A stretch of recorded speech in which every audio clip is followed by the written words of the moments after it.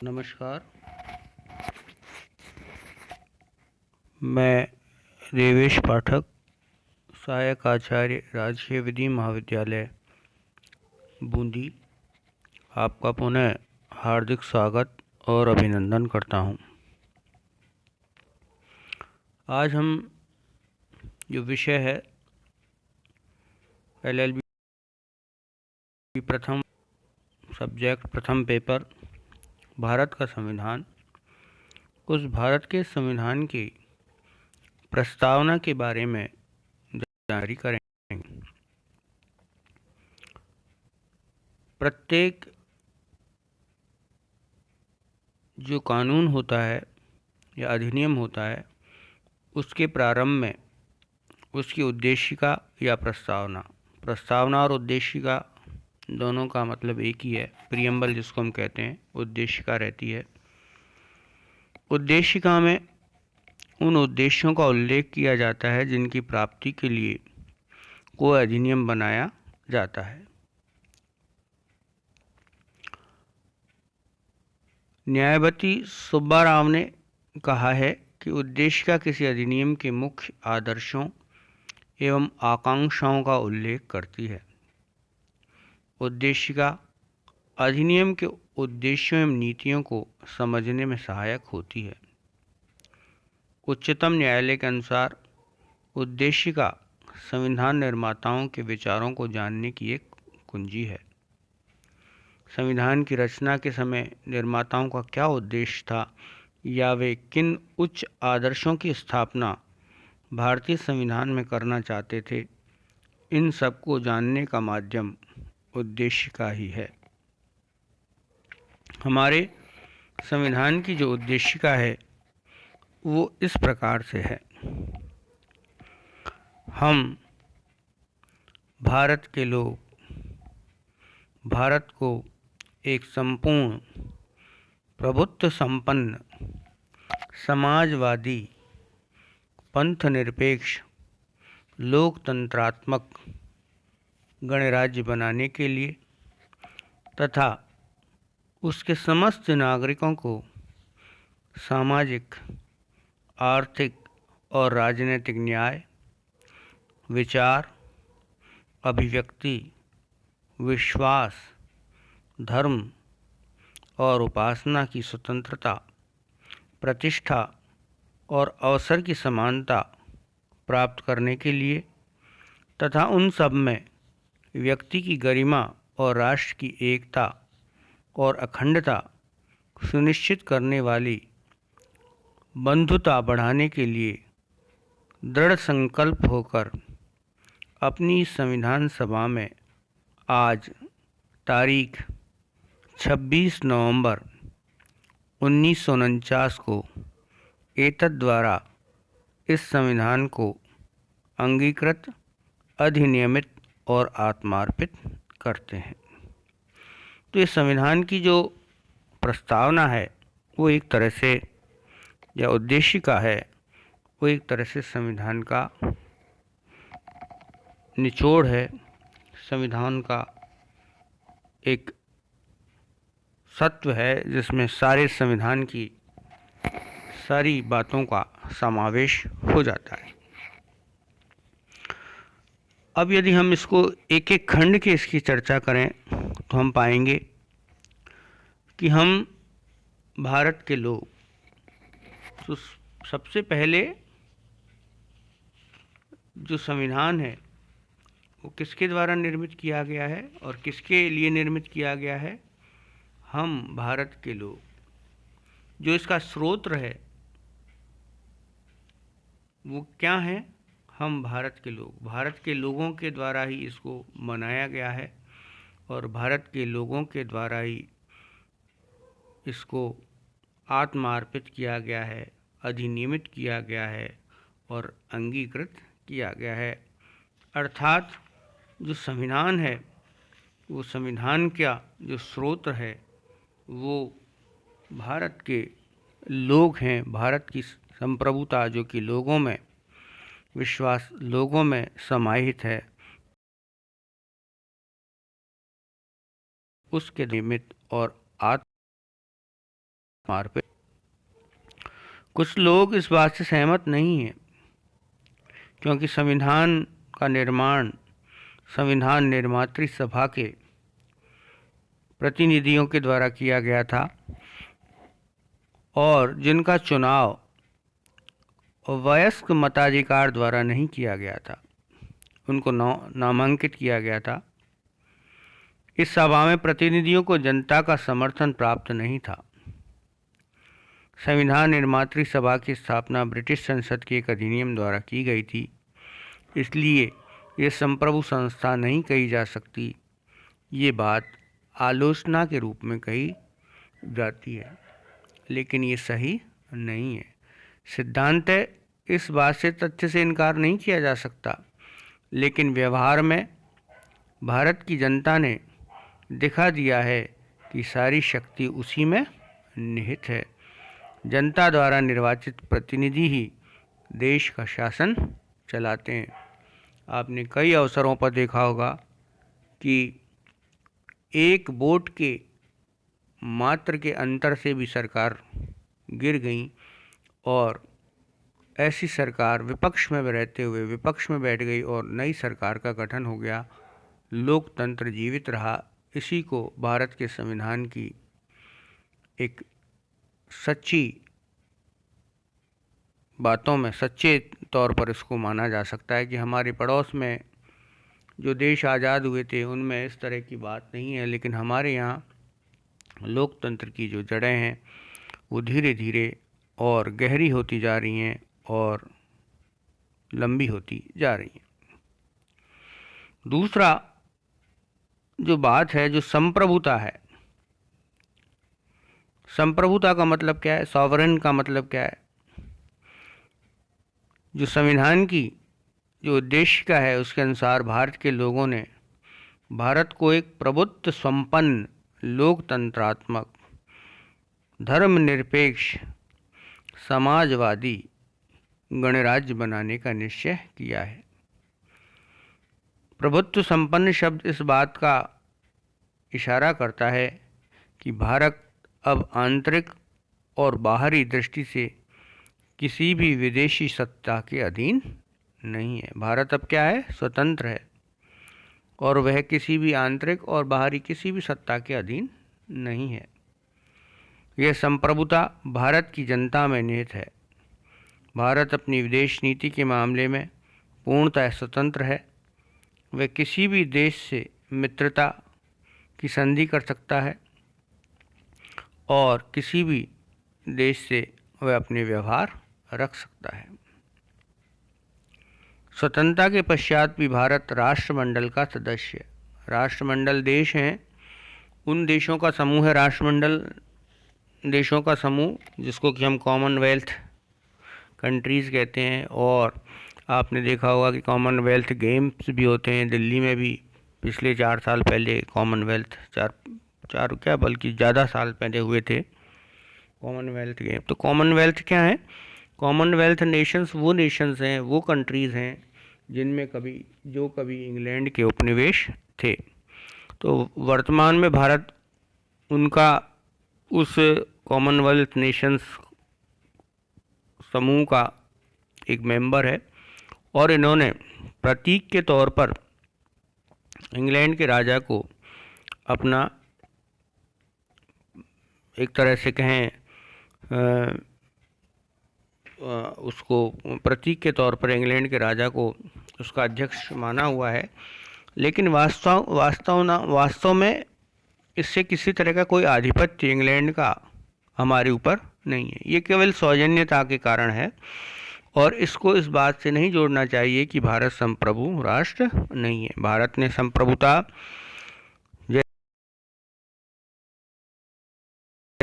जैसे स्वतंत्र भारत की घोषणा की कर ली गई है कि वह क्या है, संप्रभु राष्ट्र है, एक सॉवरेन नेशन है, एक संप्रभु राष्ट्र के तौर पर उसको जो है स्थापित हो चुका है।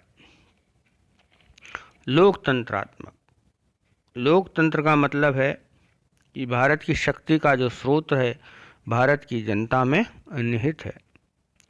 लोकतंत्रात्मक सरकार जनता की सरकार, जनता के लिए तथा जनता के द्वारा स्थापित सरकार है। जनता द्वारा निर्वाचित प्रतिनिधि देश का शासन चलाते हैं। वे जनता के प्रति उत्तरदायी होते हैं। 5 वर्ष बाद जनता को अपने प्रतिनिधियों को चुनने का अवसर मिलता है। विश्व में प्रमुखतः 2 प्रकार की लोकतंत्रात्मक शासन प्रणालियां प्रचलित हैं, प्रत्यक्ष एवं प्रत्यक्ष लोकतंत्रात्मक प्रणाली में विधिक राजनीतिक संप्रभुता का प्रयोग जनता द्वारा निर्वाचित प्रतिनिधि करते हैं। भारत में अप्रत्यक्ष प्रतिनिधि प्रणाली को अपनाया गया है, जिसमें कि लोग अपने एमपीज को चुनते हैं और एमपीज के द्वारा जो मेंबर ऑफ पार्लियामेंट हैं लोकसभा के, उनके द्वारा अपना नेता चुना जाता है और उसको उसके द्वारा बहुमत दल के नेता जो प्रधानमंत्री होते हैं और उसके पश्चात प्रधानमंत्री और मंत्रिपरिषद सामूहिक रूप से लोकसभा के प्रति, संसद के प्रति उत्तरदायी ठहराते जाते हैं। जबकि प्रेसिडेंशियल फॉर्म ऑफ गवर्नमेंट ऐसी होती है, वो भी लोकतंत्रात्मक होती है, जैसे कि अमेरिका में है। वहाँ पर राष्ट्रपति का जो चुनाव है वो सीधे जनता के द्वारा किया जाता है और वास्तविक सत्ता राष्ट्रपति में ही वहाँ पर निहित होती है। जबकि भारत में जो सत्ता का केंद्र बिंदु है वो प्रधानमंत्री और मंत्रिपरिषद में है।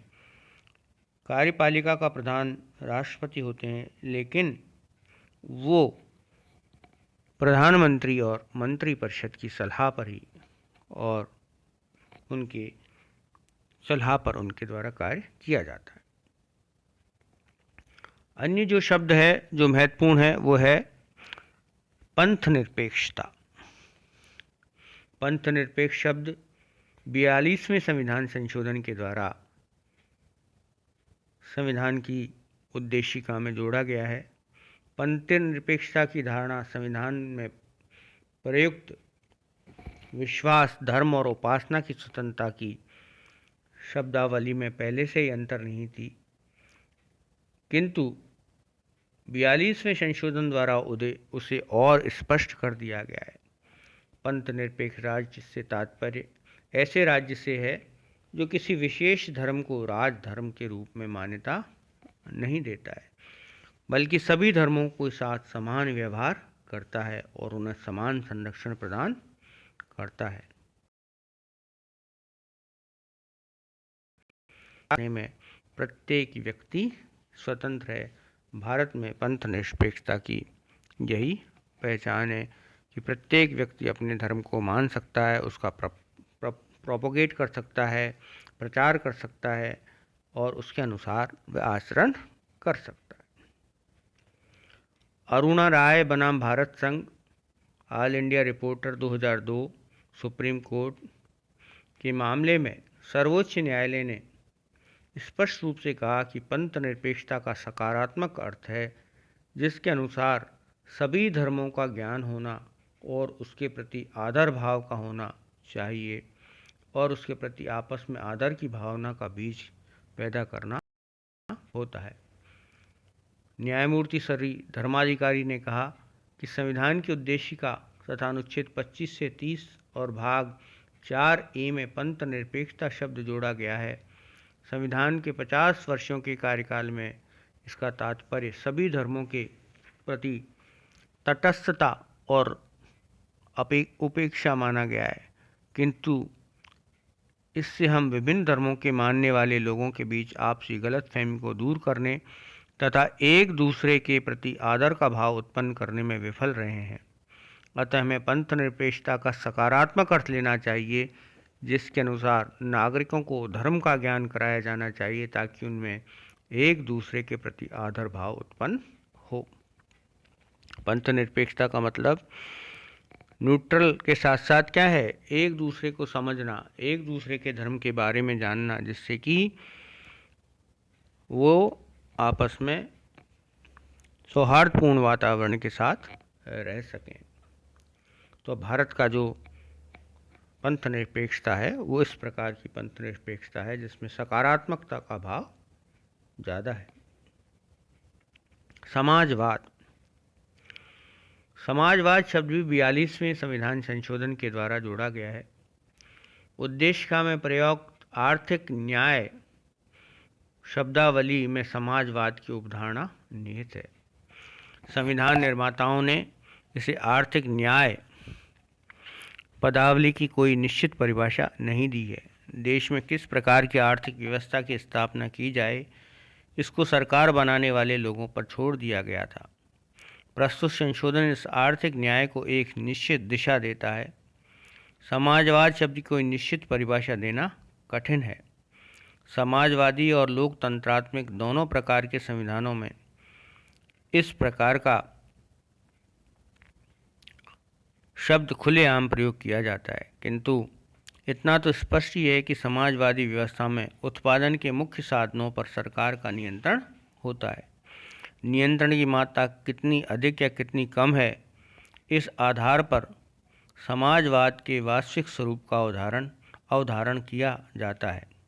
भारतीय संविधान ने इस दिशा में एक बीच का मार्ग अपनाया है, जिसे मिश्रित अर्थव्यवस्था कहते हैं।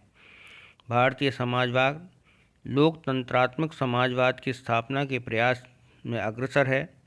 प्रस्तावना में समाजवाद शब्द के साथ लोकतंत्रात्मक शब्द के प्रयोग से स्पष्ट है कि लोकतंत्र और समाजवाद के इस अनोखे सामंजस्य के प्रयास की परिकल्पना इस दिशा में एक नवीन कदम है। एक्सेलवियर बनाम भारत संघ AIR 1979 में सर्वोच्च न्यायालय ने उद्देशिका में जोड़े के प्रभाव के विषय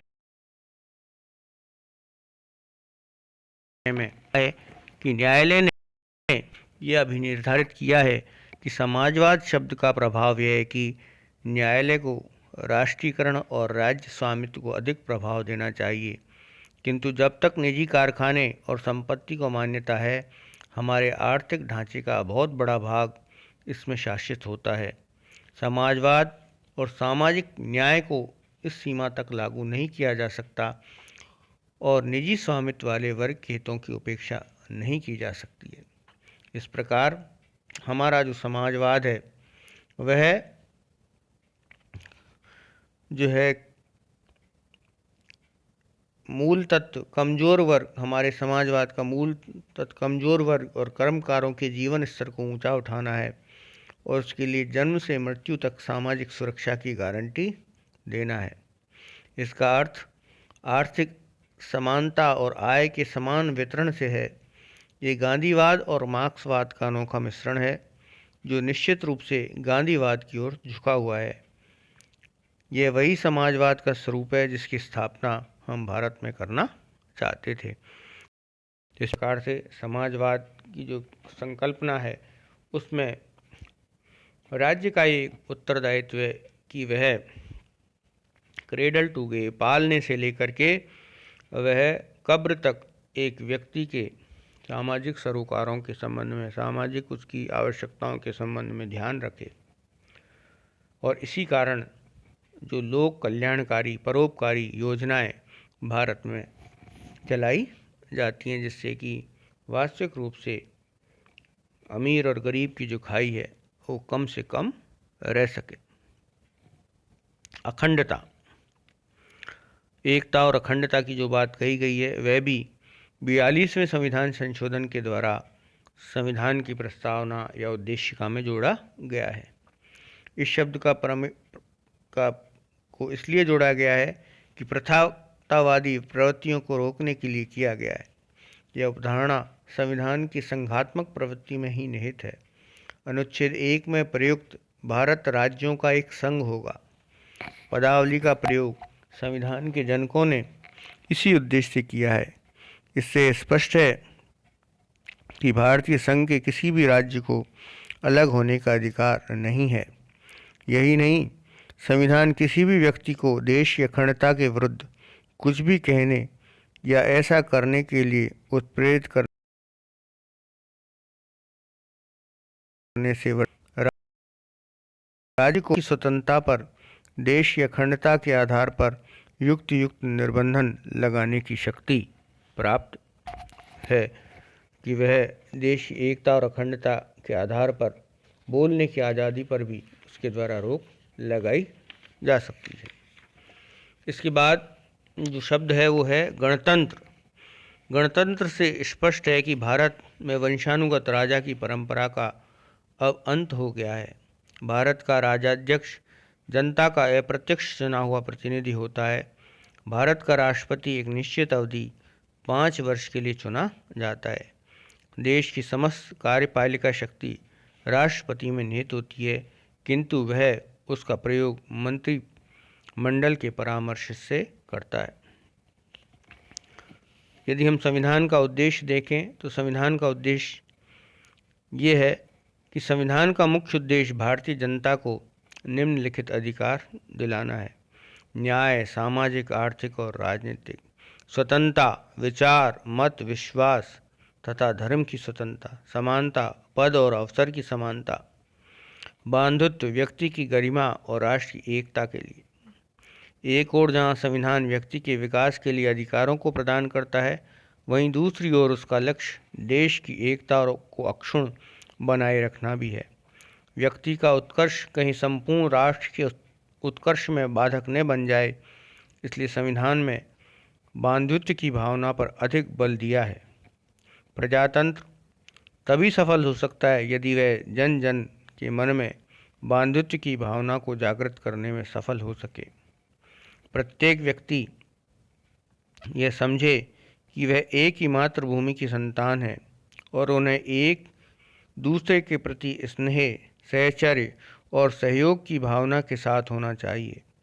बंधुत्व के इस उदात्त और मानवीय सिद्धांत को संयुक्त राष्ट्र संघ के मानव अधिकार घोषणा पत्र में भी समाविष्ट किया गया है। मानव अधिकार घोषणा पत्र का अनुच्छेद 1 ये कहता है कि प्रत्येक मनुष्य स्वतंत्र पैदा हुआ है और उसे प्रतिष्ठा और अधिकार समान रूप से प्राप्त हैं। वह एक विवेकशील प्राणी है और उसे प्राणी मात्र के प्रति बंधुत्व की भावना रखनी चाहिए। बंधुत्व की उदात्त भावना को भारतीय संविधान की प्रस्तावना में प्रतिष्ठापित किया गया है। उपाधियों का अंत अनुच्छेद 18, अस्पृश्यता का निवारण अनुच्छेद 17 और भारतीय समाज की अनेक करके इस भावना को मूर्त रूप प्रदान करने का प्रयास संविधान में स्पष्ट रूप से किया गया है। स्वतंत्रता, समानता और बंधुत्व जिसे संविधान द्वारा भारतवासियों को प्रदान करने का प्रयास किया गया है, सामाजिक, आर्थिक और राजनीतिक न्याय का मुख्य लक्ष्य है। व्यक्तिगत हित और सामाजिक हित के बीच सामंजस्य स्थापित करना ही इस न्याय का मुख्य उद्देश्य है। हमारे संविधान निर्माताओं के समक्ष भारत में एक कल्याणकारी राज्य वेलफेयर स्टेट की स्थापना का उद्देश्य था। यद्यपि संविधान की प्रस्तावना में इस शब्द का उल्लेख कहीं भी नहीं किया गया है, तथापि उसमें अंतर्निहित भावना में संविधान निर्माताओं का इस उद्देश्य स्पष्ट परिलक्षित होता है कि भारत में समाजवादी व्यवस्था की स्थापना चाहते थे, जिसका उद्देश्य बहुजन हिताय, बहुजन सिखाए, greatest good of greatest number हो। जिन आदर्शों की ओर संविधान लक्ष्य करता है वे राज्य के नीति निर्देशक सिद्धांतों में स्पष्ट रूप से उल्लिखित हैं। इन सिद्धांतों के अनुसार कार्य करके ही एक कल्याणकारी राज्य की स्थापना का स्वप्न साकार किया जा सकता है। हमारे महान राष्ट्र नायक एवं राष्ट्रपिता महात्मा गांधी ने भारत के इसी चित्र की परिकल्पना की थी। उद्देशिका में वितरण न्याय, डिस्ट्रीब्यूटिव जस्टिस की धारणा निहित है। विधि के क्षेत्र में इसका तात्पर्य आर्थिक असमानता को दूर करना तथा असमानों में संव्यवहार के मामलों में असमानता को दूर करना है।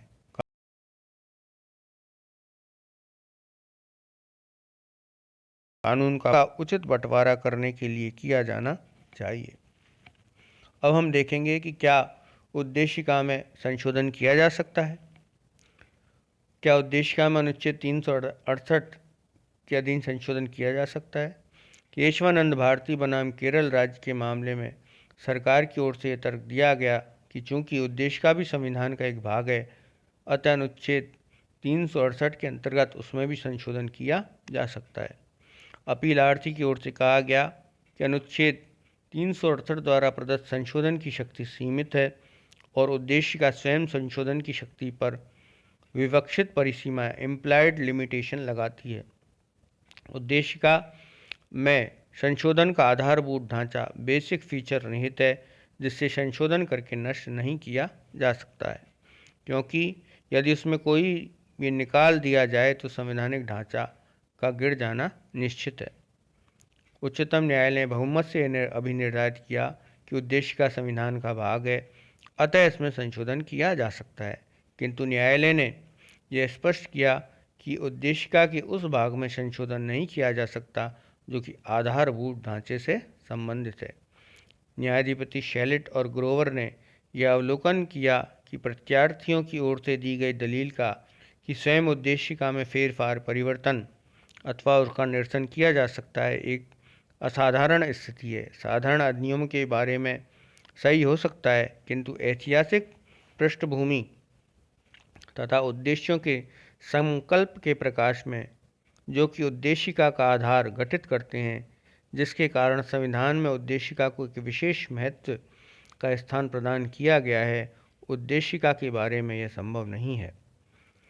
यह भारत के इतिहास में एक युगांतकारी घटना है और उन ऐतिहासिक तथ्यों का उल्लेख करती है जिन्हें भारत के लोगों ने अपनी भावी विधि को ढालने के लिए संकल्प किया था।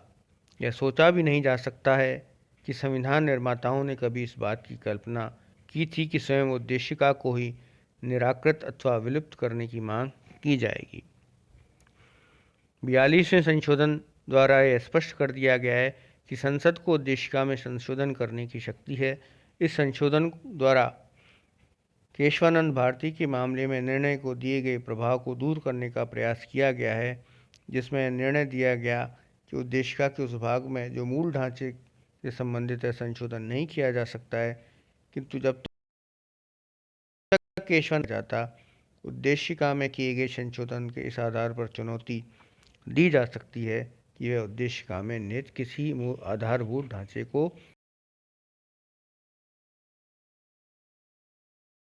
नष्ट कर सकते हैं कि मूल ढांचे में परिवर्तन नहीं किया जा सकता है। इस कारण उद्देशिका के उस भाग में जो कि मूल ढांचे से संबंधित है उसमें भी परिवर्तन नहीं किया जा सकता है। वैसे उद्देशिका परिवर्तन संसद के द्वारा किया जा सकता है। तो ये आपकी संविधान की उद्देशिका के बारे में हमने जानकारी की है। आगे हम नेक्स्ट चैप्टर, इसका दूसरा चैप्टर लेंगे। धन्यवाद।